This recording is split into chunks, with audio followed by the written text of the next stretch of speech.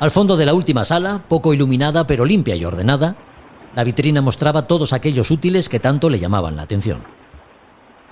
Siempre atraído por el mar y sus historias, de niño fantaseaba con barcos piratas y abordajes envueltos en humo de cañones, el griterío de voces roncas y rasgadas y el sonido de los afilados metales hábilmente manejados por bucaneros tuertos y cojos en su mayoría. Una ballesta, astrolabio y ampolleta, junto con algún cuadrante, formaban parte de aquella pequeña colección de objetos que en algún momento manos diestras en el arte de marear emplearon. Manos encallecidas, de gruesos dedos y uñas sucias lo sujetaron bajo un sol abrasador o con la cubierta anegada de agua y el frío por condena, sin más refugio que la techumbre de la toldilla. Frente a aquellas piezas de las que le separaban cientos de años, su imaginación empezó a bullir como cuando era niño y su mente recreaba escenas de mar.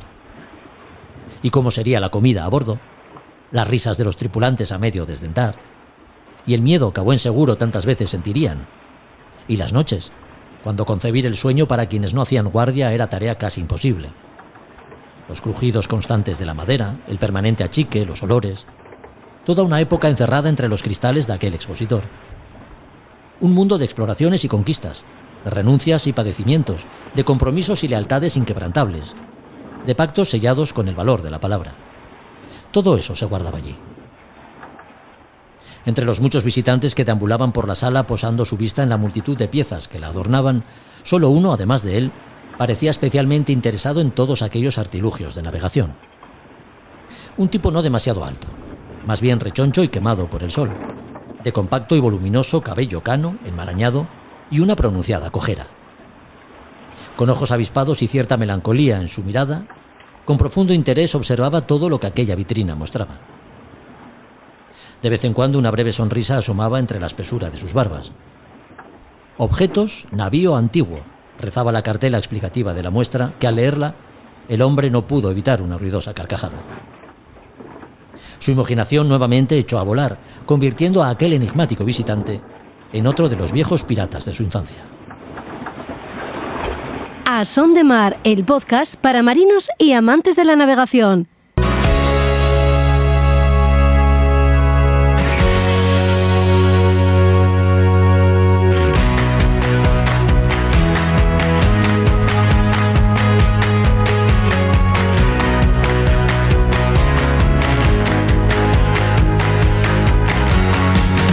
Hola a todos, ¿qué tal? Bienvenidos a otro podcast de A Son de Mar. Hoy visitamos la costa de Lugo. La historia de A Mariña es la historia de sus pescadores, marineros y todas aquellas personas que hayan estado y están de alguna manera vinculadas a la mar que tanto de todo dio a las poblaciones costeras. Satisfacciones, pesares y mucho sacrificio. A Mariña se ha edificado sobre los nombres propios de hombres, mujeres y barcos. Algo así, pues debía ser objeto de estudio y documentación que diese testimonio de lo mucho que la pesca supone para los pobladores de la fachada lucense. Hablamos de ello con José Pino, marino mercante, capitán de pesca y autor de un libro de reciente publicación que lleva por título Barcos y gentes del mar de A Mariña, todo un compendio de historias que sirven a su autor para reivindicar el legado de sus paisanos con el firme compromiso de que no caiga en el olvido. Hoy ha dado comienzo en Guecho la regata cantábrica Quinto Trofeo Aproches con destino a Gijón. 125 millas de recorrido y más de 20 barcos inscritos. Entre los participantes, uno al que tenemos especial cariño en este podcast. Fue protagonista durante buena parte de los capítulos de A Son de Mar e hilo conductor de muchas de nuestras historias. El Nahua, patroneado por Juan Morís, participa en esta regata y con él hemos tenido la oportunidad de hablar navegando rumbo a Gijón después de tomar la salida puntualmente a eso de las 13 hora local. Viajando por las Españas de ultramar y sus protagonistas, Josu Jiménez se ha encontrado con la figura de don José de Mazarredo, todo un personaje que, como otros de su época, no solo fue un extraordinario marino, también se le recuerda como un gran estratega y científico. Por su parte, el fondeo es el tema escogido por Roberto Bucetas para ocupar los minutos finales de este capítulo.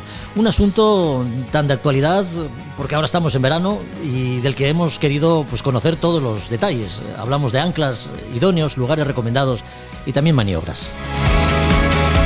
Y todo esto en un capítulo que nos hubiera gustado empezar felicitando a Diego Botín y Florian Trittel por haber conseguido medalla olímpica en 49er, pero a esta hora la final se ha tenido que suspender por 2 veces y por falta de viento. Lo que no queremos es empezar sin recordar a los hombres que han dejado su vida a unas 200 millas de las Islas Malvinas tras el naufragio de Argos, Georgia.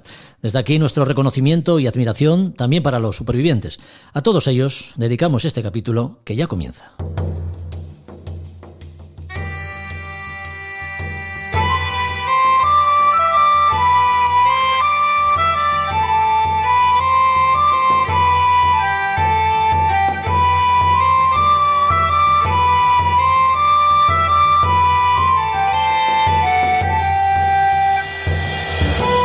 Mirando al Cantábrico, la costa de Lugo, la Mariña lucense, de Ovicedo a Ribadeo, guarda en cada uno de sus pueblos de costa la memoria de un pasado no tan lejano en el que los barcos de pesca formaban parte del paisaje, igual que lo hacen los acantilados de Papel o la isla de Coelleira. En la actualidad, la actividad pesquera sigue siendo una importante fuente de recursos, aunque reina entre muchos la sensación de haber perdido buena parte del impulso y el arraigo que tuvo. Por eso hay quien se resiste a perder su identidad marinera. Hoy hablamos con un marino mercante que trabajó como capitán de pesca, de familia marinera y pescadora, natural de Cillero, la actual Celeiro. Acaba de publicar el libro Barcos y Gentes del Mar de Amariña. José Pino, ¿cómo está? Muy buenas. Hola, buenas tardes. Hijo de pescador, seguro que sus raíces marineras se hunden mucho más allá de una generación. Siendo de Celeiro, no era fácil escapar al influjo de la mar. José, ¿se planteó otro futuro profesional que no fuese uno vinculado a ella? No. Soy la cuarta generación de una familia de pescadores. Sí. Entonces, cuando uno es pequeño, como comprenderás, se mama. Es lo que ves en la mesa, lo que oyes, cómo razona mi abuelo con mi padre y mis tíos, que eran la siguiente generación, y al final te acaba impregnando, te acabas empapando, y para mí fue algo vocacional. Efectivamente, soy de una generación que se podía haber dedicado tranquilamente a otro menester. Somos de una carrera universitaria, podíamos haber accedido a otras cosas, pero me he tirado, sí, es vocacional, hice lo que me gustaba. Sí. Ya. Bueno, se hizo marino mercante y trabajó en petroleros, pero la pesca era lo que de verdad le gustaba, ¿no? ¿Por qué? Sí, tras un año en petroleros, haciendo prácticamente todos los viajes al Pérsico, te cae la sensación de que no dejas de ser un transportista. Es la navegación, pero como transporte puro. Ya. La pesca es diferente. La pesca es la pelea del encargado de pescar. Todos los días es diferente, todos los días hay algo, tienes que controlar un montón de variables. No solamente es navegar, es estar pendiente de un cardumen, es estar pendiente de la metodología, de la tecnología. Tuve la gran suerte de que soy de una generación que lo que vivió es el progreso constante de la tecnología. Vivimos desde el avance de radares con sistemas de punteo hasta las ondas de última generación, trabajando en varias frecuencias de onda. Simplemente el sistema de posicionamiento, lo que hoy ve cualquiera en un coche para entrar en una ciudad a través de un mapa. Cuando yo empecé a la mar, y no soy tan mayor, no teníamos sistema de posicionamiento instantáneo. Trabajábamos con la cadena DECA. Yo empecé prácticamente con el sistema DECA, pero donde lo había, no todo el mundo tiene cobertura DECA, un sistema que habían implantado los americanos para meter un montón de barcos en unas playas de Normandía, en el desembarco, en la Segunda Guerra Mundial, y de ahí se pasó al sistema Transit de posicionamiento por satélite, de ahí al GPS. Claro, somos una generación que lo vivió todo, era una evolución constante y, como comprenderás, estabas de lo más entretenido. Claro. Ya. Faenó, de hecho, en Malvinas, ¿no? Lugar, desgraciadamente, de luctuosa actualidad, donde las condiciones pueden ponerse, además, muy difíciles. Sí, trabajé 2 años en Malvinas, en congeladores de Vigo, antes de dedicarme a la pesca en la costa, donde las condiciones sociales y la cercanía de tu familia eran muchísimo más cómodas. Lo intenté y la verdad es que me gustaba.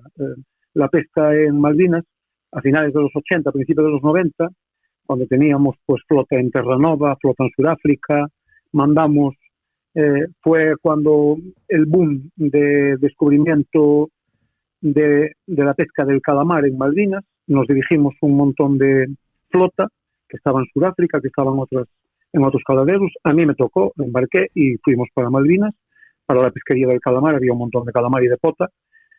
Y era una época nada que ver con lo que tenemos hoy en día. Hoy en día tenemos una flota en Malvinas que dispone de tiempo de trabajo y de tiempo de descanso. Son barcos que se pasan cada campaña de 3 meses, prácticamente 2 en puerto, donde las comunicaciones es a través de wifi, donde cualquier marinero en su tiempo de descanso pues tiene videollamadas con la familia y tal. En el tiempo que yo estuve, las campañas eran de 6 meses ininterrumpidas, de 6 a 7, y no teníamos contacto ninguno con la familia más que una llamada a través del sistema satélite o a través de Pozuelo del Rey en la onda media, y hablabas una vez al mes solamente a la familia. Yo era un privilegiado, ¿no? Yo debo decir que mi padre, que tenía barcos en la costa, tenía una emisora de 100 vatios en casa y curiosamente alcanzaba desde Malvinas, y yo hablaba todas las noches con mi mujer, pero ya digo, es una cosa muy rara, y yo era en ese sentido un privilegiado. José, ningún oficio de la mar es fácil, ¿no? Embarcado menos, pero suele pensarse que la pesca es el más sacrificado. En barcos de pesca de altura como los que usted conoció, las diferencias respecto a los grandes mercantes petroleros, en su caso, entiendo que serían muchas, ¿no? Sí, eran muchas, pero desde el prisma de la lejanía y del aislamiento. Ya. Por supuesto, con las nuevas tecnologías está completamente amortizado ya, o sea, ya no tiene nada que ver, ¿no? Y lo que tenía la mercante es que efectivamente el transporte entre puerto y puerto con mercancía, te permitía cada poco tiempo estar en tierra y por lo menos ir a un locutorio, eso por supuesto. Pero ya te digo, las diferencias, mira, en ambos barcos, tanto en la pesca de altura como en la mercante, la verdad es que se vivía bien. Uh-huh. Se trabajaba a turnos, las condiciones de higiene, las condiciones alimenticias, ten en cuenta que tanto en unos barcos como en otros disponías de camareros que te servían la comida y te hacían la cama, hasta un régimen de trabajo de cada 4 horas, guardias de cada 12 horas trabajabas 4. Ya. O sea, te llevaba muy bien, pero vamos. Uh-huh. Es una cuestión de actividad, supongo. Ya, seguro. Sí, claro que sí. La historia de la pesca es la historia de sus gentes y de sus barcos, ¿no? Ya jubilado, no solo no ha querido perder su vinculación con la pesca, de hecho tiene una lanchina, tampoco quiere olvidar los vínculos con un pasado como el de Amariña, ¿no? Tan rico e importante en materia pesquera. Sí, es algo... Ya me he dedicado a ello, incluso trabajando en la pesca, ¿no? Yo creo que alguien que dispone de información, y en este caso a mí la información me venía pues por mi padre, por mis tíos y por una serie de gente con la que convives al cabo del año, con la que tomas los aperitivos, con la que tienes las tertulias, disponía de una información de primera mano, era un privilegiado en ese aspecto. Entonces me di cuenta de que las cosas de tertulia se pierden. Soy de la opinión que todo lo que se lleva al papel queda constancia de ello, ¿no? Entonces me propuse, trabajando en la mar, que efectivamente había que ocuparse de aquellos temas que no son conocidos. De hecho, en la primera presentación del libro, el día 13 de julio, en la Cofradía de Pescadores de Celeiro,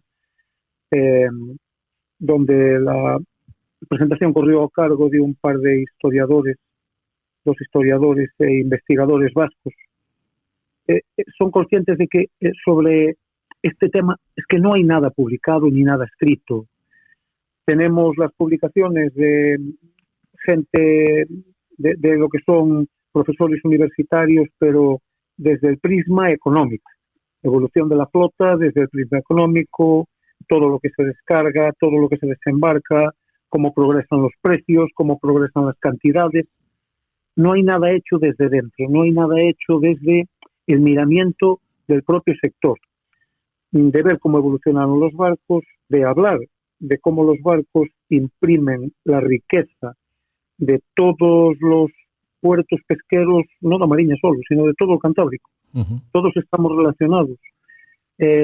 Toda la gente de 80 años conocía a la gente de 80 años de los pueblos de Luanco, de Candás, de Lastres, de Lequeitio, de San Vicente de Barquera, de Cudillero, de Casturdiales. Es decir, se conocían en la mar, se conocían de tener cuadrilla. Todo eso hay que explicarlo, tiene que quedar constancia de ello. Los barcos y sobre todo ellos, los grandes protagonistas, que es la gente, ¿no? Ya. Entonces, ¿hasta qué punto fue difícil hacer acopio de todo el material para poder hacer este libro que, como decimos, lleva por título Barcos y Gentes del Mar de Amariña? No me fue difícil abarcar la información, tener la información y llevarla al papel. Lo que me fue difícil fue, no te puedes quedar con la información de la mesa del bar, porque a pesar de que yo disponía, tiene una ventaja. Yo siempre estaba en el medio de 4, 5, 6, 7 personas que han vivido el mismo arte, en la misma zona, en el mismo tiempo. Entonces, no es igual que te lo cuente una persona. Te lo cuenta una persona, es una versión. Cuando 5 o 6 personas o más hablan de un tema, de una situación, de una anécdota en concreto, ya tienes que cuadrar lo que te están contando varias personas. Y si uno se equivoca, otro lo corrige y llegan a un acuerdo entre ellos para versionar la forma que es cierta. Por lo cual, eso ya lo tenía. Lo que sí me fue difícil fue, no podía llevarlo al papel sin verificarlo. Efectivamente, tienes a los protagonistas, pero mi misión fue, en cuanto me jubilé, porque entonces ya disponía de días y de tiempo, acceder a archivos, acceder a capitanías y tratar de constatar en los roles de navegación de los barcos, que gracias a Dios y capitanías con muy buen material, que coincidieran los papeles, el despacho de los barcos en ese tiempo y en ese lugar con la versión que tenía. Esa fue mi misión.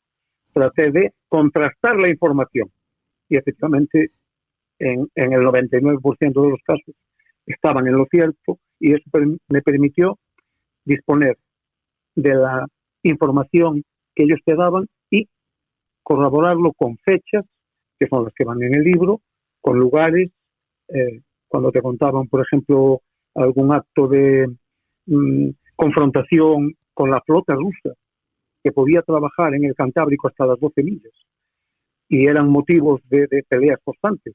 Ya. El problema de volanteros con palangreros en sitios como el Cachucho, que es un caladero de Asturias. Uh-huh. Tenías posibilidad de efectivamente contrastarlo y entonces sí, llevarlo al papel con toda la veracidad del mundo. Hay que ver, pues menudo trabajo, ¿no? Porque serían muchos los testimonios que de alguna forma dan fe de esa forma de vida que se ha extendido a lo largo de los siglos, ¿no? Sí, pero ten en cuenta una cosa. Yo soy completamente ajeno al mundo de la antropología. Uh-huh. Soy un aprendiz. Sí. Entonces, el trabajo que yo hacía no era desde el punto de vista del historiador, que también, porque había que llevarlo de la mejor forma posible al papel, sino que lo hacía como un hobby. O sea, yo soy un patrón de pesca, hablando con patrones de pesca que me llevan 25, 40 años, y lo hacía pues desde el prisma de la admiración. Yo tenía que llevarlo al papel porque quería que quedara constancia de aquello, ¿no? No era mi misión, ya te digo, no soy ahora sí soy un investigador, ahora sí me considero un investigador. Sí. Pero, por ejemplo, no tengo el método del antropólogo, ¿no? Cuando hablo con amigos que efectivamente se dedican a la investigación y tal, deben llevar un protocolo, deben de llevar una forma de tratar los temas para llevarlos a los libros, tal. No, yo tenía la libertad de contarlo desde el punto de vista del que realiza algo, contándolo como estoy hablando contigo. Ya. Uh-huh. Lo resisten. De Estaca de Bares a la Ría de Leo, ballenas, merluzas, pulpos, como se menciona en el libro, barcos y gentes del mar de Amariña, ese es, recordamos su título, barcos de vapor de los que iban al bacalao también y nombres propios que merecen ser recordados. Digamos que el libro es un compendio de todas estas cosas, ¿no? Sí, al principio pues te pones a escribir y en principio tenía una visión muy clara de lo que me iba a dedicar. Me iba a dedicar a recuperar la memoria de la flota, de lo que son los barcos, de los barcos que nos hicieron importantes, de cómo nos hacemos con las primeras unidades importándolas de Bermeo, prácticamente todas vienen del País Vasco. Curiosamente, en cuanto empezamos a tener los créditos blandos de la década de los 60 que aporta el gobierno de la época, la gente se va juntando para hacer barcos y tenemos pues las infraestructuras muy separadas entre sí. Tenemos astilleros en Foz, tenemos astilleros en Ribadeo, tenemos astilleros en Avilés, en Gijón, pero casi no tenemos cadena de montaje. Estamos hablando de barcos de madera, ¿eh? Sí. Y entonces tenemos que llevarlos a montar al País Vasco. Talleres Yeregui, en Zumaya, talleres Echevarría en Bermeo, los montajes de Orio, hasta que nos vamos haciendo con una estructura. Entonces es la evolución, pasamos a barcos ya de acero, ya empezamos a tener Gondán en Figueras, ya tenemos los astilleros de Musel en Gijón, Riera, ya tenemos astilleros en Galicia, en Vigo, hasta en Ferrol. Entonces, un poco me iba a dirigir a este tema, ¿no? Entonces me di cuenta que me estaba dirigiendo hacia un público demasiado técnico.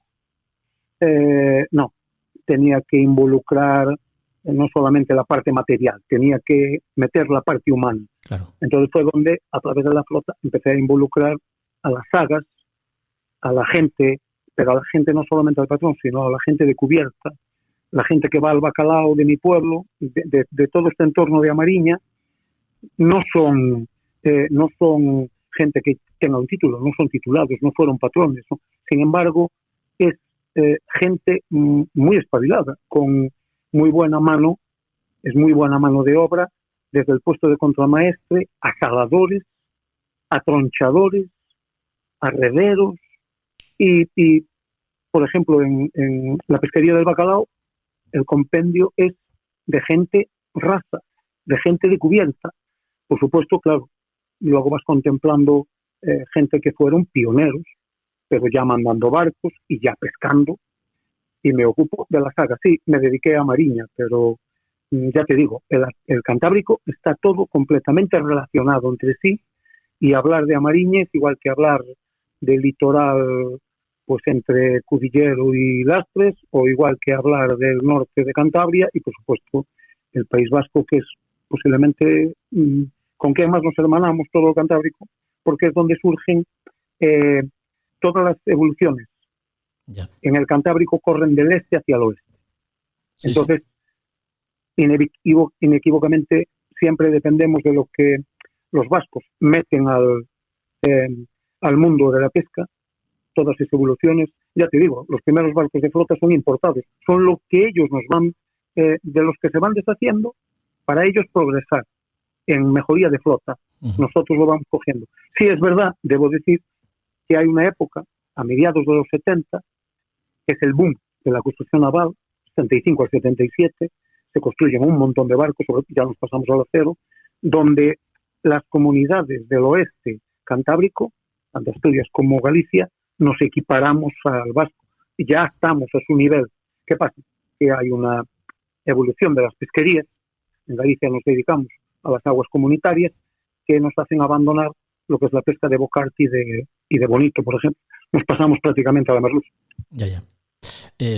Hablando de otras cuestiones, muy cerca de Costa da Morte, Amariña también sabe de temporales y del padecimiento de algún hecho catastrófico que marcó el devenir, ¿no?, del oficio de la pesca, como fue la galerna de 1961, de la que hablamos en este podcast en alguna ocasión, porque mi padre la sufrió y, como decimos, también ahí, en Amariña.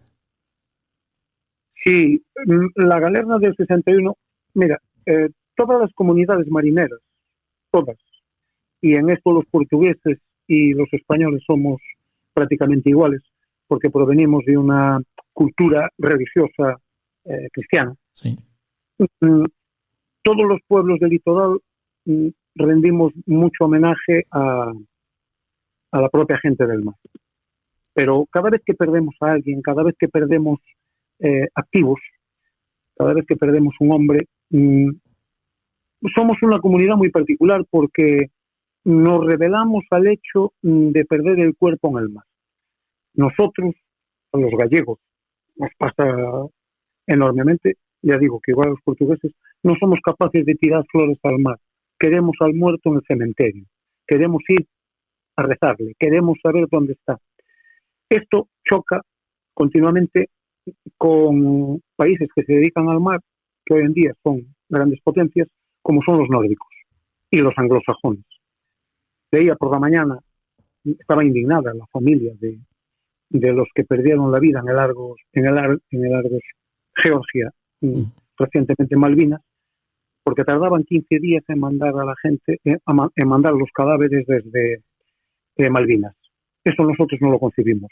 Nosotros tenemos que tener un forense trabajando 12 horas, 20 horas seguidas para que identifique y haga a los cadáveres la autopsia. Lo tenemos. En cuanto podamos entregar el cadáver a su familia, nos urge.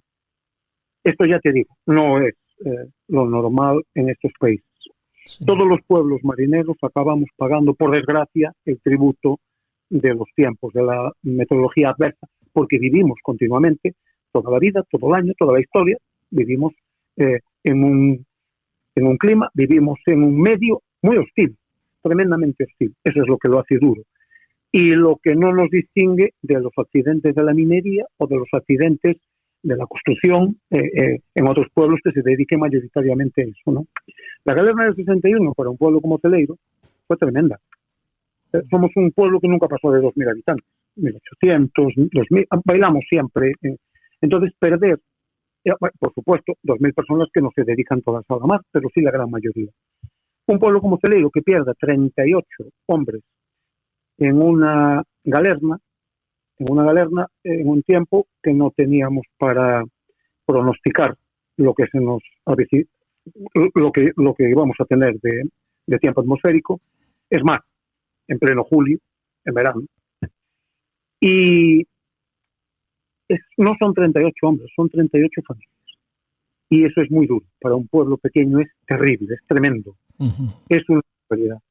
En Cillero murieron 38 de los, creo recordar que fueron 60 o 70 personas que murieron en todo el Cantábrico, o cerca de 80, no recuerdo. De hecho, la Galerna del 61 es la primera gran reconversión que tiene mi pueblo de la gente del mar. La Galerna del 61 mete mucho miedo a la gente que vive y mucha gente abandona el mar, sí. Surge gente que se va para la marina mercante, a Noruega, a Holanda, a los países nórdicos. Incluso hay gente que migra hacia Sudamérica. Hay gente que abandona la mar, es nuestra primera reconversión. Pero, por ponerte un ejemplo de lo que significó la Galerna del 61, y que mucha gente desconoce. Sí. Mucha gente se acuerda de aquellos barcos de vapor que tenían una popa muy particular, que hay en sitios donde les llama popa de pato, popa de rabo de gallo, que es una popa muy, muy curiosa, ¿no? A partir de la Galerna del 61, esa popa se prohíbe por ley en este país. Es causa de que los barcos, en cuanto ven el mal tiempo, se ponen en popa a la mar para no estar cabeceando, lo que les ocasiona pues pérdida de gobierno o no tener la suficiente marcha. Pero la popa, para correr el tiempo en popa, que muchos de aquí que estaban al norte de las Cacas fueron a dar a Asturias y a Cantabria, que corrieron en popa, esa popa cucharea, o sea, en cuanto viene la ola meten la popa porque es que ya tiene la forma esa de popa de parrulo, se le llama aquí popa de pato, sí. y metían mucha agua y se hundieron varios barcos por popa, claro. Se prohibió por ley, quedó prohibida esa forma de popa a partir del año 62. Sí. Uh-huh. Qué curioso. Con la visión que tiene del pasado, José, por los testimonios que ha recogido para el libro y la labor de documentación que ha llevado a cabo, no me gustaría despedirle sin preguntarle qué opinión tiene del sector pesquero, qué evolución está llevando según su criterio. Mira, todo lo que estamos viviendo en la mar no deja de ser la misma visión y la misma realidad que tenemos en cualquier puesto de la sociedad hoy en día, ¿no? Estamos asistiendo a una falta inmensa de mano de obra. El caso es que posiblemente aquí, en los pueblos marineros, donde primero se dio, fue en la mar. ¿Pero por qué? Pues porque la gran mayoría de la población ocupacional en esta zona es en la mar. Entonces, donde primero empezamos a notar que faltaba mano de obra fue en la mar, efectivamente. Se le achacó a que era una práctica muy complicada, un oficio muy difícil, muy duro, y efectivamente empezamos a creernos que había que empezar a caminar hacia otro modo social de pescar o de tratar al personal embarcado cómo íbamos a hacer para que tuvieran más vacaciones, cómo tuvieran más tiempo en tierra. Creíamos que era culpa de la mar.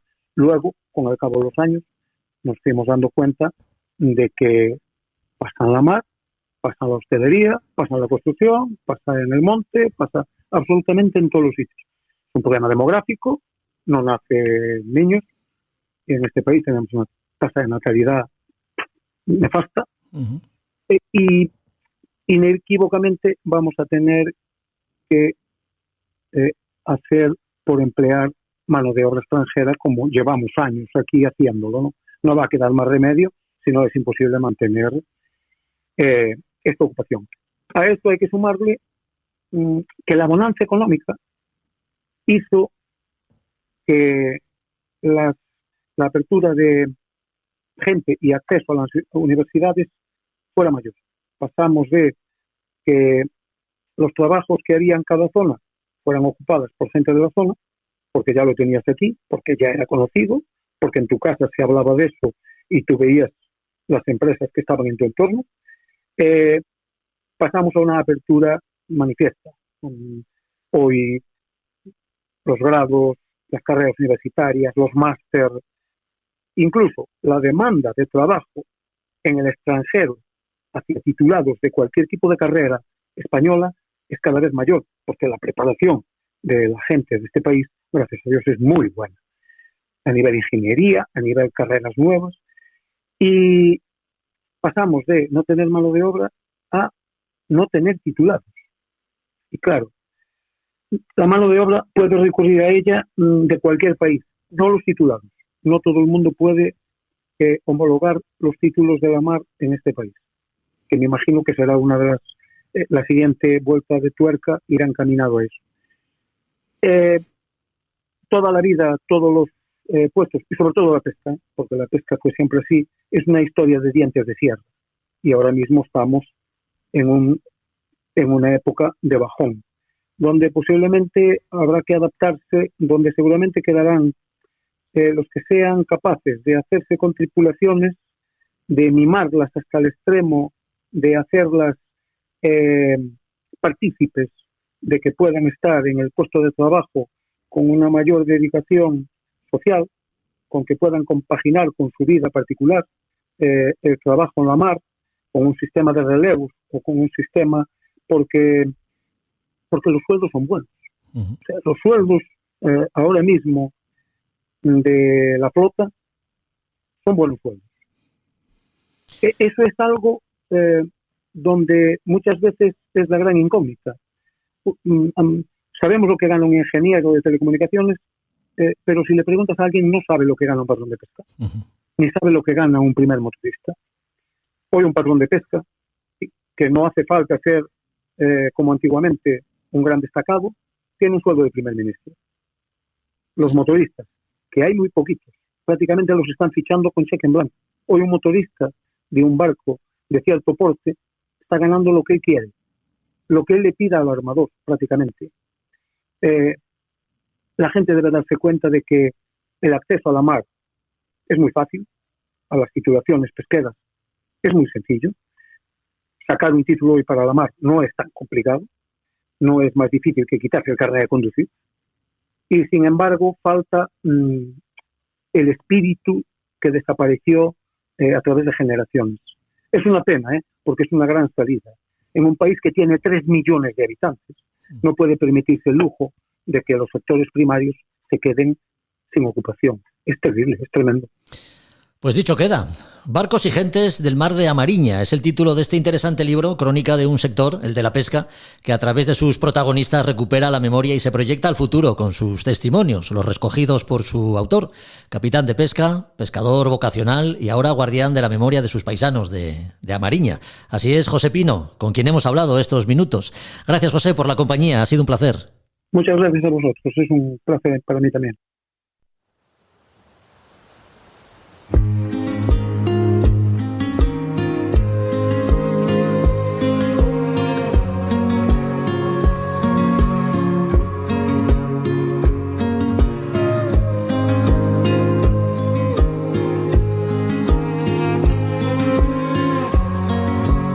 A Son de Mar, el podcast de Jorge Uría. Reflections of the clouds above, the sound of rain along the pond.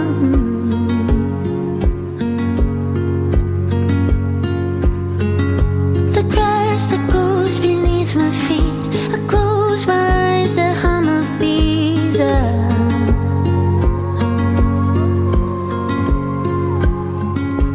plucked a flower, violet green, lily of the valley on my knees. All the things I left behind, save this little place in my mind. I don't wanna lose you.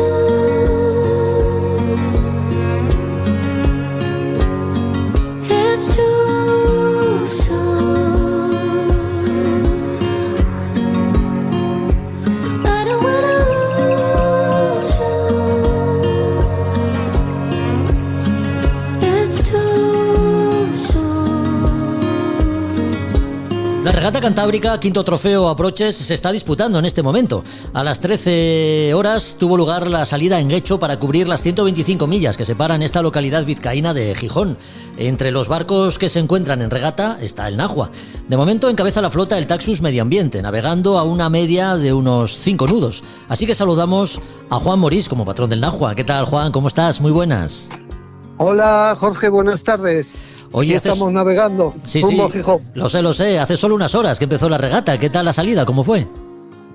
Bueno, pues la salida para nosotros fue bastante buena. Salimos en el centro del pelotón, no salimos los últimos, lo cual está muy bien. Y ahora vamos navegando, estamos a la altura de Cabo Ajo, para doblarlo y ya poner rumbo para Gijón. Hay un noroeste, está a 15 nudos, estable. La verdad que estamos navegando muy bien. Y nada, tenemos aquí a la proa un barco, un 31.7, que está a una milla y media. Vamos a ver si lo cogemos. Estáis a la altura de Cabo Ajo, cerca ya de Santander. Nos dices que el viento es del noroeste. Efectivamente, noroeste y estabilizado en 15 nudos. Estamos navegando muy bien. ¿Estáis navegando en ceñida o en través? No, en ceñida. ¿Estáis de ceñida? Sí, estamos navegando en ceñida, tuvimos que hacer varias bordadas y vamos para allá. ¿Esperabais este viento o no? Vamos, imagino que mejor que el noroeste esperabais nordeste, ¿no? Por eso de ir de popa. Sí, pero es que esto es alucinante porque es el tercer año que lo hacemos con el Nahua. Sí. Y siempre noroeste. Nunca nos tuvimos un poco de nordeste para izar el espi y volar con el espi. ¿Qué va? Siempre en noroeste, siempre de ceñida. A ver esta noche si calma, rola un poco para el norte y podemos poner el espi. Qué curioso. La navegación se está haciendo muy bien. Ya. Pero digo que qué curioso, ¿no? Que a estas alturas del año, en pleno verano, siempre coincida con vientos de componente oeste. Es curioso. Sí. Yo no sé qué pasa, pero es así. Y además, el día anterior de marchar, nordeste. Y el día después de llegar, nordeste. Y el día de la regata, noroeste. Y aquí estamos todos siguiendo para allá. Sí, está claro. ¿Cuándo llegasteis a Guecho? Porque yo sé que salisteis de Gijón hace unos días. Bueno, pues mira, fuimos haciéndolo por etapas. Sí. Salimos el sábado a las 12 y fuimos a Ribadesella. Después del domingo hicimos Ribadesella Santander. Y luego el lunes hicimos Santander Castro, que yo nunca había estado en Castro y la verdad que es un pueblo que nos gustó mucho. Allí no hay pantalanes y te tienes que amarrar a unas boyas. Entonces hay un botero que está a las 24 horas del día para lo que le necesites. Entonces le llamas y te viene a buscar y te vas al baño, te vas de For You por ahí, para lo que sea. Qué bueno. Y una vez llegasteis a Guecho, imagino que, bueno, compartiendo tiempo y pantalanes con el resto de tripulaciones, muchas de ellas de Asturias, ¿no? Sí, nosotros nos tocó el pantalán número 3 y ahí estábamos solo nosotros, que eran para los barcos pequeños. Nosotros somos el barco más pequeño de toda la flota de la regata. Ajá. Y todos los demás, pues sí, estaban en el 2 y en el 1, pero bueno, hubo barcos que todavía llegaron hoy por la mañana, Menudo tute. a la regata. Sí, sí. Barcos, como decimos, asturianos, por supuesto vascos y también algún cántabro, imagino que habrá. Sí, efectivamente. Juan, ¿y cómo se comporta el Nahua? Un barco que no podemos decir que sea del todo regatero, pero al que has mejorado mucho en los últimos tiempos, lo has convertido en un barco competitivo. No, sí, no, la verdad que estoy muy contento con los cambios que le hice y ahí estamos luchando y peleando con, ya te dije, con un 31.7 que es más grande que nosotros y lo tenemos aquí al lado. Sí, sí. Y a ver cómo se comporta la noche y todo depende. Sí. Además, estas regatas son guapas porque no es de barlovento o sotavento, no es correr una milla y tal. Estos son de regatas de tácticas. Uh-huh. Puedes subir más a 10 millas de la costa y encontrarte más viento, o meterte en costa y encontrar uno pequeñín, una corriente que te ayude. Todo esto. Y entonces ya hay que pensar más, hay que estudiar el parte. Y llevamos 2 días mirando partes, a ver cómo podíamos mejorarlo, hacerlo. Y así estamos. Claro. La verdad es que a estas alturas de la regata, más o menos todos estáis navegando de forma bastante compacta. Quiero decir, no sabemos todavía cómo evolucionará porque todavía quedan horas por delante y muchas millas, pero sí es verdad que el grupo se mantiene bastante compacto. Sí, se mantiene unido.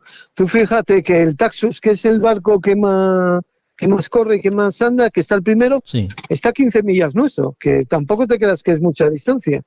Uh-huh. Y nosotros ahora mismo pues estamos en el pelotón de la regata. Sí, pero bueno, ahí luchando y peleando como siempre. Uh-huh. Hemos hablado del Nahua y no te he preguntado por la tripulación, ¿cómo se comporta?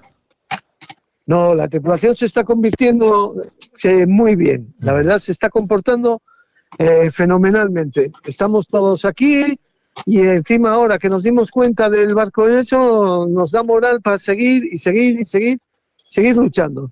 ¿Cuántos vais a bordo? Vamos 6.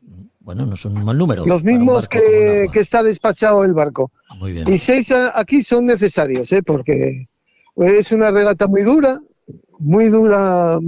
y gente se necesita para todas las cosas, para todos los cambios. Tenemos que virar mucho y el cansancio se notará esta noche. Claro. Y mañana por la mañana y ahí estamos. Sí, y aunque estéis especializados cada uno en su puesto, pues cuando haya que hacer algún tipo de descanso, alguna guardia, pues evidentemente se necesitan manos, se necesita gente, claro que sí. Sí. Bueno, Juan, pues nada más, vamos a dejar aquí la comunicación porque ya sé que estáis muy liados. Os agradezco mucho que hayáis atendido nuestra llamada y os deseamos toda la suerte del mundo, hombre. Ya os recibiremos cuando lleguéis a Gijón. Bueno, pues muchas gracias, Jorge, y nada, ya vamos hablando. Un abrazo fuerte. Vale, igualmente. Hasta luego. A Son de Mar, el podcast para marinos y amantes de la navegación.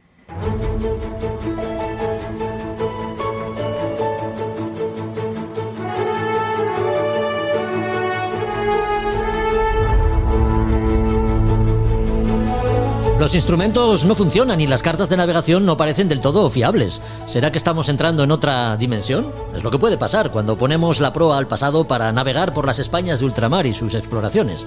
Hoy indagamos en la figura de uno de los marinos más célebres de nuestra historia naval, don José de Mazarredo, quien, a pesar de Carlos IV, logró destacar entre sus contemporáneos por sus capacidades estratégicas. ¿No es así, Josu? Cuéntanos, muy buenas. Hola, muy buenas desde el Mugas. Pues sí, así es teniente general de la Armada, científico, táctico y un hombre bragado y en el combate y en la navegación. Y es don José de Mazarredo, bilbaíno de pro. Nació en Bilbao en 1745. Este hombre ingresó a los 14 años en la Compañía de Guardia Marinas en 1759 y bueno, pues podemos decir que una vez entró a su navegación en prácticas y demás, ya de alumno, con el navío andaluz, en un chambequín, un barco más pequeño que mandaba el capitán de fragata Francisco de Vera. Allí hubo un problema y él tomó las decisiones, lo dijo el propio capitán, por sus acertadas disposiciones, por su firmeza en sostenerlas contra el dictamen de hombres prácticos en la mar. Esto es importante en su vida.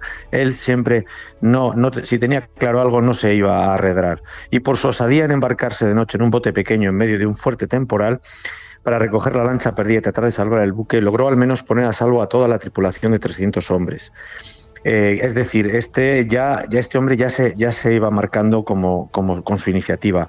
A partir de ahí podemos pasar a cuando ya como alférez y después como brigadier en 1771 embarcó en la fragata Venus, para que salía para Filipinas. Allí embarcó de segundo y llevando un detallado diario de navegación, y el gran tema que había en la época era el cálculo de la longitud.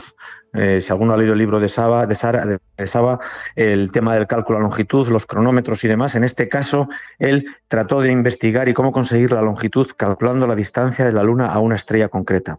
Lo hizo junto con Ruy de Apodaca, otro grande, y Lángara. Trabajaron en las observaciones y obtuvieron por resultado la diferencia de 2 grados al oeste. Es decir, no es lo que es un cronómetro, pero sí iban luchando y trabajando y avanzando desde nosotros mismos, para conseguir el desarrollo del cálculo de la longitud.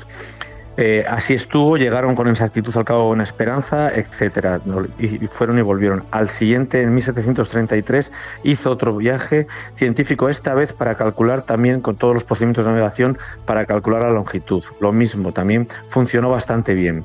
Ascendió a teniente de navío con muy poca antigüedad, con 2 años nada más, y ahí estuvo a punto de ahogarse, pero bueno, salvó y retornó a su casa a descansar. Vino uno de los otros éxitos, en este caso ya no como científico, sino como táctico, 1765, en la expedición a Argel, pues para castigar al bey correspondiente, a los piratas que estaban allí. Fueron en una escuadra con 20.000 hombres y el conde de O'Reilly como mando general. No salió muy bien aquel ataque, pero bueno, lo hicieron, pero la frase de O'Reilly fue: si Mazarredo no está aquí, ni venimos, ni desembarcamos, ni nos reembarcamos, ni salimos. O sea, era un táctico, un científico, y iremos viendo todo lo que es, porque no solo eso, sino que después lo hizo alférez de la compañía de guardia marinas siendo capitán de fragata, y allí pues bueno, en la formación y demás, escribiendo trabajos como la colección de tablas para los usos más necesarios de la navegación. Reorganizó la compañía con planes de estudios para elevar el nivel científico de los alumnos, etcétera, ¿no? Es decir, en este caso tenemos un hombre con capacidad de docencia. Después tomó el mando del navío de San Juan Bautista y se destinó a hacer prácticas de guardia marinas, etcétera. Pasamos entonces a 1739, tenemos una nueva guerra contra Inglaterra. Entonces, entre las cortes de la Corona de España y la Corona de Francia, proyectaron una expedición conjunta para el ataque y el territorio inglés y el bloqueo del Canal de la Mancha. Aquí tenemos 2 campañas del Canal de la Mancha. La primera, en la escuadra, iba con el teniente general Luis de Córdoba, embarcado en el Santísima Trinidad, un buen barco. Cuando, en este caso, él participó en las operaciones de esta campaña con la escuadra francesa, y ahí tuvo que dar socorro porque, por mal tiempo fracasó la expedición, en este caso el bloqueo. Entró en Brest y salió de Brest con 23 navíos, en este caso salvando un poco la situación inicial de esta campaña, ¿no?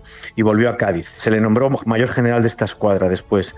Viendo un poco los problemas que se generaron en esta actuación con tantos barcos, puso en práctica otro documento como son los rudimentos de la táctica naval, que había escrito, los desarrolló, y sus instrucciones de señales para régimen y maniobra de la escuadra que tenía el teniente Luis de Córdoba, pues lo mejoró y lo desarrolló. Se vieron los frutos, pues en principio, cruzando la escuadra combinada de 36 navíos entre el Estrecho y Cabo San Vicente, localizó la escuadra que iba a dar socorros a la Plaza de Gibraltar, atacó a la altura de las Azores y cazó un convoy de 63 velas, mercancías y víveres para las Indias. Fueron apresadas 55 velas y 3 fragatas, las cuales sirvieron para nuestra marina con los nombres de Colón, Santa Balbina y Santa Paula. 4.800 prisioneros. Se debió a Mazarredo también la salvación de las escuadras española y francesa, 63 navíos, 24 fragatas y un convoy de 30 velas que tenía que llegar, que debía acompañar a la francesa, en un lugar determinado, y también salvó esas escuadras. Pasamos después a la segunda campaña de la Mancha, con la escuadra combinada, 50 navíos. Con tiempo muy duro, el general francés dio la señal de peligro en la derrota. Mazarredo, seguro y consciente del peligro, insistió que se siguiera su rumbo, demostrando lo correcto de sus disposiciones.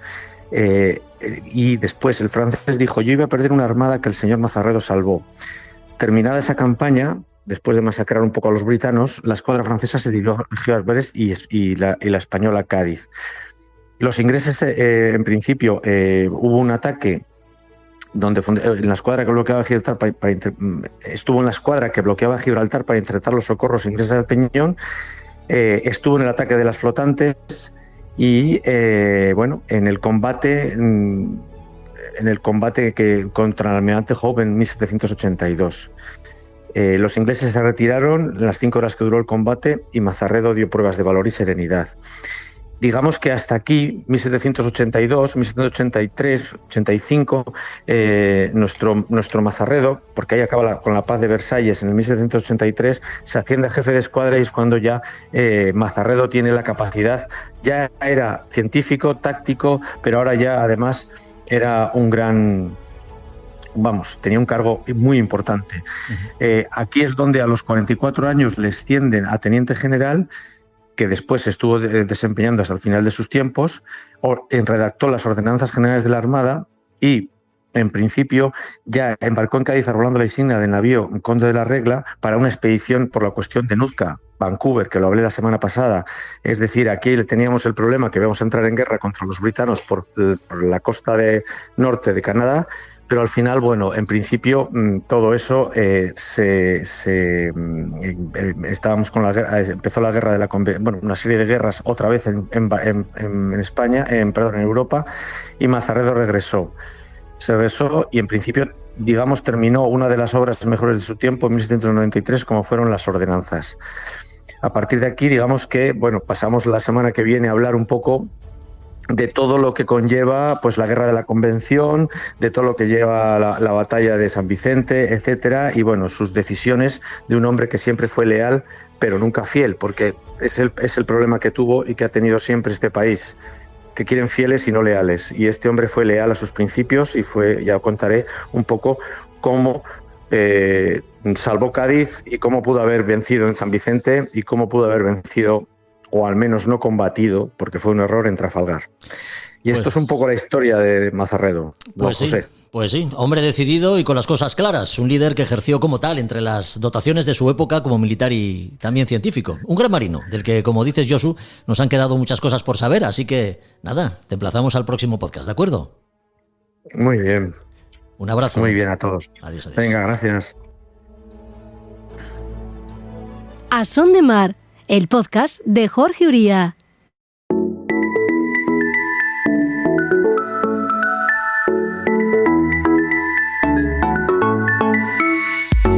Que es verano se aprecia por las horas de sol, el aumento de las temperaturas y porque las redes sociales se llenan de fotografías, vídeos, selfies y reels de barcos navegando, atracados en bonitos puertos o fondeados en lugares de ensueño.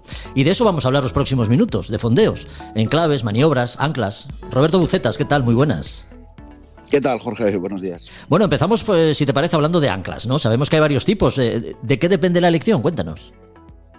La elección es importante, buscar es el ancla que mayor poder de agarre tenga, y en el mercado sabemos que existen múltiples tipos de anclas. Es el típico rezón o danfor que se utilizan normalmente en barcos de recreo, tanto de motor como de vela, y fueron evolucionando hasta buscar diseños que tengan un mayor poder de agarre, como decimos, ¿no? Pues las TQR, Bruce, Fortress, Delta, Rogna, hay 100.000 tipos de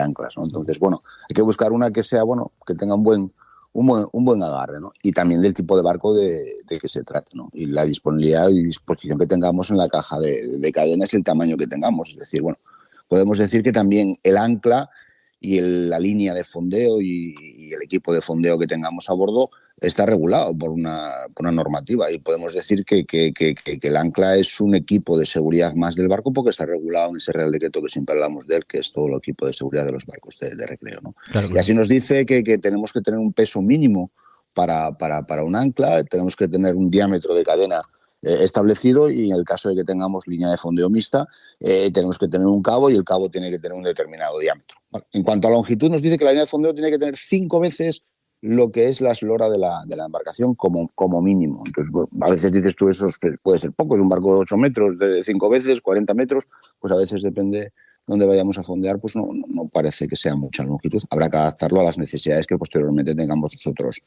en nuestro barco. Así que si ponemos un barco tipo que puede ser de una eslora de 12 metros, la norma nos dice que tenemos que tener un peso de ancla de 20 kilos. Tenemos que tener un diámetro de cadena de 8 milímetros y tenemos que tener un cabo, en el caso de que tengamos línea mixta, de 12 milímetros. La estacha habla lo que es la normativa. Y estamos hablando siempre de un ancla de alto poder de agarre, ese peso para ese barco. Es decir, que sepamos que tenemos que mirar y documentarnos un poco cuando vamos a poner nuestro equipo de fondeo a bordo, el ancla que vamos a poner, tenemos que ver que tiene que cumplir la normativa. Después podemos decir, oye, vamos a fondear. Todo el mundo ahora en esta época, pues oye, estamos buscando pues ese lugar pegarse ese baño, para pasar ese día, esa cala, ese lugar protegido donde queremos pasar el día, ¿no? Pues la maniobra de fondeo, la maniobra en sí, no es una cuestión menor, es una cuestión que tenemos que tener bastantes cosas en cuenta, ¿no? Lo primero, buscar el lugar, en la elección del fondeadero. Hay que saber que sea protegido, por supuesto, y que la naturaleza del fondo sea adecuada para fondear. No todos los fondos son propios y adecuados para fondear. Buscamos arena, fango compacto, son lugares buenos para fondear. No podemos fondear en una zona de rocas, en una zona de algas, en una zona de limo, fango fino. A la hora de estar fondeado puede estar el ancla sumergida o enterrada en ese fondo más de 1 metro, y a veces, aunque parezca mentira, cuesta trabajo recuperar otra vez o elevar ese ancla. Entonces la elección del fondeadero es importante, y el problema que tenemos es que ese fondeadero, que es el que nosotros queremos, también es el que lo quiere mucha más gente, ¿no? No somos nosotros los únicos que estamos buscando ese lugar adecuado, y a veces hay pocos lugares donde fondear. Pasa aquí en Gijón, en Asturias, que a veces es difícil encontrar con determinadas condiciones de viento un lugar adecuado, ¿no? Después tenemos que determinar la profundidad. Pues hay que saber, tenemos que llevar una sonda a bordo para saber la profundidad, porque la longitud de cadena que vayamos a alargar en la maniobra va a depender del fondo, de la profundidad de la sonda que tengamos en ese lugar. Normalmente suele decir entre 3 y 4 veces con buen tiempo, y entre 5 y 6 veces si hay mal tiempo. La longitud de cadena que tenemos que largar me estoy refiriendo, ¿no? Hay que respetar el área de borneo. Es decir, si hay otros barcos fondeados, yo tengo que respetarles un margen de seguridad para el caso de que los barcos vayan borneando, girando sobre su punto de apoyo, punto de giro del ancla, que no vayamos a abordar a otros barcos que ya estén fondeados. Y se ve a veces muchas cosas que fondea un barco encima de otro. Eso no lo podemos hacer, ¿no? Comprobar nada más que hemos fondeado que el barco no garrea, pues que ha agarrado el ancla. Para eso es importante hacer una maniobra a la hora de fondear de una forma adecuada, es decir, lo que se llama fondear ciando, es decir, fondear dando un poco de máquina atrás, con una ligera arrancada atrás. Al objeto de esa maniobra, hacerla así, es, nos pondríamos proa al viento. Ese proa al viento, paramos máquina, la acción del viento se apodera de nuestro barco, va a pararle la pequeña arrancada que pueda tener, y ese viento se va a apoderar de nosotros y va a empezar a hacernos que vayamos un poco atrás. Y si veo que el viento no es capaz de hacer eso, pues damos una paradita atrás, un poco de máquina atrás. Y el barco que tenga una ligera queda atrás, en ese momento fondeamos. Conseguimos con esto que las uñas del ancla, cuando lleguen al fondo, van a quedar clavadas en el fondo, y que la cadena va a quedar perfectamente extendida sobre el fondo, ¿vale? Porque el poder de agarre de un equipo de fondeo, una línea de fondeo de un barco, no es solo el propio ancla que queda enganchado en el fondo, que queda dispuesto sobre el lecho marino, ¿no? Es el peso del ancla, la uña del ancla clavada en el fondo, el peso de la cadena extendida sobre el fondo con su rozamiento que hace sobre el fondo, y eso es lo que nos confiere el poder de agarre de toda nuestra línea de fondeo. Entonces, para eso tiene que estar el ancla bien fondeada, es decir, todo bien extendido sobre el fondo, ¿no? Sí. No puede ser que fondeemos con el barco parado y fondeemos 30 metros de cadena. Ya. Pues va a quedar el ancla, la cadena encima. Normalmente a veces la cadena se lía con alguna uña del ancla. Cuando vayamos a levar anclas, aquello, pues bueno, y aparte que no nos va a poder dar poder de agarre. Entonces hay que hacer una maniobra de fondeo bien, hay que hacerla como mandan los cánones. Ya. Y una vez que hemos fondeado, pues comprobar que realmente estamos en posición y estamos justamente, bueno, que no va arreando ese ancla, ¿no? Son unas cuestiones que hay que tener en cuenta. Roberto, ya has comentado que cuando uno encuentra un buen lugar de fondeo, por regla general, y si el día está guapo, pues no eres el único que está allí fondeado. ¿Qué ocurre si nuestra línea de fondeo se lía con la de otro barco? Eso es también un clásico. Sí, hay que estar ahí, ¿no? Hay que estar ahí. Es un clásico de verano. Sí. Cuando te pones a levar tu ancla y viene tu ancla y con el ancla del vecino. Uf, mal asunto. Tienes que coordinar un poco con el vecino para intentar liberar todo eso y se puede montar muchos líos, ¿no? Entonces eso hay que tenerlo, hay que evitarlo. Claro. Es decir, yo no puedo fondear a 2 o 3 esloras de otro barco porque esos barcos, esos anclas sus cadenas se pueden liar. Para eso hay una técnica que es orincar el ancla. Orincar el ancla sería que cuando yo fondeo, marco la posición donde está mi ancla con un boyarín. Una pequeña boya y queda marcada y señalizada la posición del ancla. Eso me permite 2 cosas. Uno, indicar al resto de los barcos dónde se encuentra nuestro ancla para que nadie pueda fondear encima de nuestra línea de fondeo, de nuestro ancla. Y 2, ese orinque normalmente se hace firme en lo que es la cruz del ancla y me va a permitir que en el caso de que el ancla quede enronchada, quede enganchada en el fondo, que yo la pueda recuperar. Entonces, porque tirando del orinque, la uña no va a clavar en esa piedra, en esa roca que a lo mejor hayamos enganchado y la podemos liberar de una forma sencilla. Es una maniobra que está bien orincar el ancla. Solo que, bueno, está muy guapo los dibujos, explicarlo, decirlo, pero después a la hora de hacerlo o lo somos muy organizados, lo tenemos muy preparado o a veces se monta bastante lío. ¿Por qué? Porque mucha gente mete el ancla, la cadena, el orinque, la boya del orinque, todo en la caja cadenas y bueno, está todo allí liado y pues a la hora de volver a hacer volver a fondear, sí, tardas toda la mañana. Entonces, eres una persona organizada y lo tienes bien preparado, o si no, orincar el ancla a veces, bueno, cuesta trabajo. Pero sería lo ideal, ¿no? Que tengamos marcado nuestra posición del ancla. Una pregunta, una duda.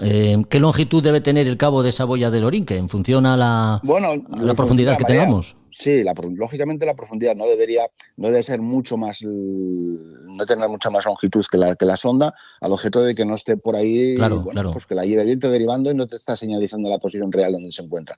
Bueno, pues tener más o menos la misma profundidad que donde estamos fondeados, jugando un poco también con la marea, vamos a estar mucho tiempo, pues tener en cuenta eso la marea, porque si no se puede incluso llegar a sumergir la boya del orinque y se sube la marea. Ya. Después, si vamos a estar mucho tiempo fondeados, a veces es interesante, y tenemos lo que sería cadena, línea de fondeo compuesta solo de cadena, pues liberar la tensión del molinete.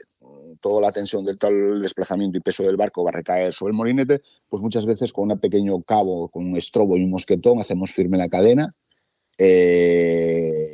y llevamos ese cabo a una cornamusa, a una vita que tengamos en la proa, y dándole un poco más de tensión al estrobo que a lo que es la cadena, con lo cual descargamos la tensión del molinete. Es práctico, no sufre el molinete, lo agradecerá el molinete, lo agradeceremos nosotros cuando no tengamos ninguna avería en el propio molinete. Ya. Y después, mucho tiempo fondeados, existen aplicaciones, existen, recursos para evitar o alertarnos en el caso de que el barco esté garreando y podamos tener algún problema, que puede ser alarma de garreo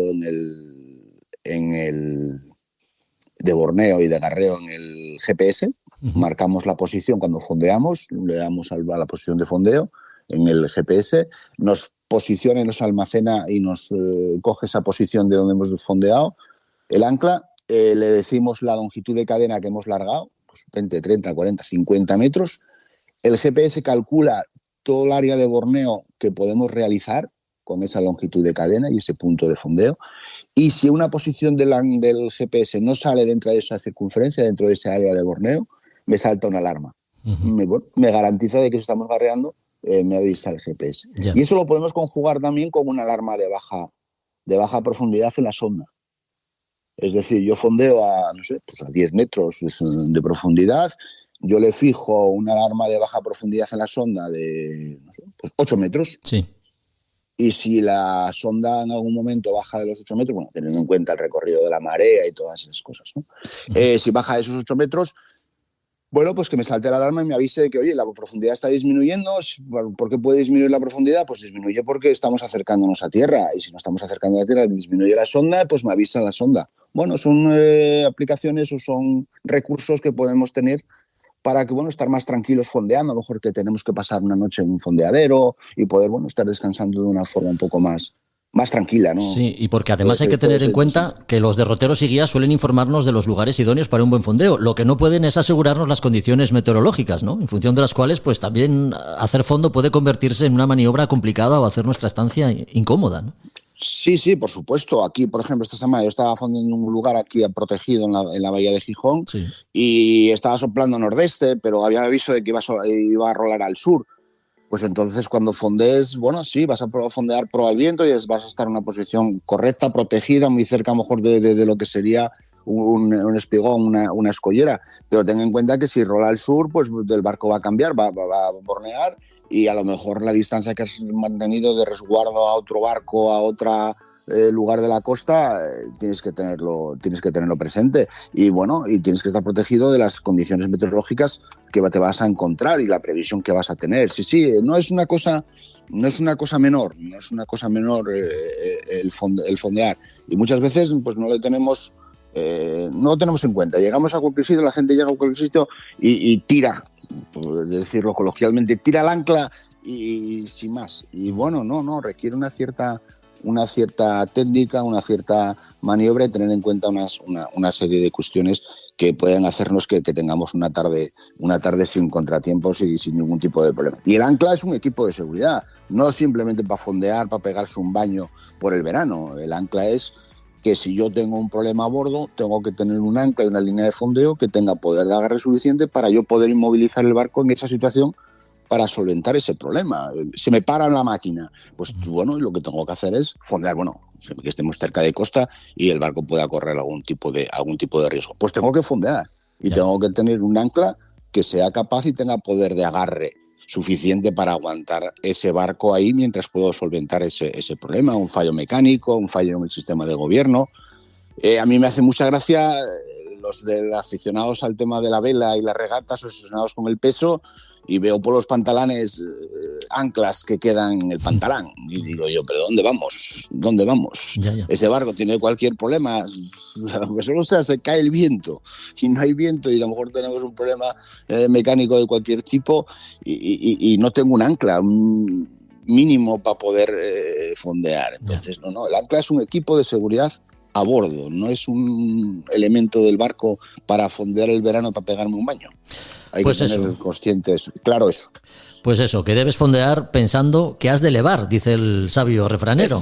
Así que exactamente. Mejor no complicarnos la vida y hacerlo con conocimiento, seguridad y sentido común. Como los fondeos proliferan en verano, ya hemos dicho que es cuando más apetece, pues de eso hemos hablado. Así que, Roberto, muchas gracias por estos minutos y volvemos a estar en comunicación contigo en el próximo capítulo, si te parece. Gracias a vosotros, un fuerte abrazo. Hasta aquí otro podcast de A Son de Mar. Volvemos en 15 días. Ya sabes que puedes escucharnos en cualquier plataforma de audio y seguirnos en Facebook como A Son de Mar Podcast o en Instagram como Podcast A Son de Mar. Recuerda compartir los contenidos para hacer crecer nuestra comunidad de oyentes. Hasta el próximo capítulo. Nos escuchamos. Adiós. A Son de Mar, la náutica en un podcast.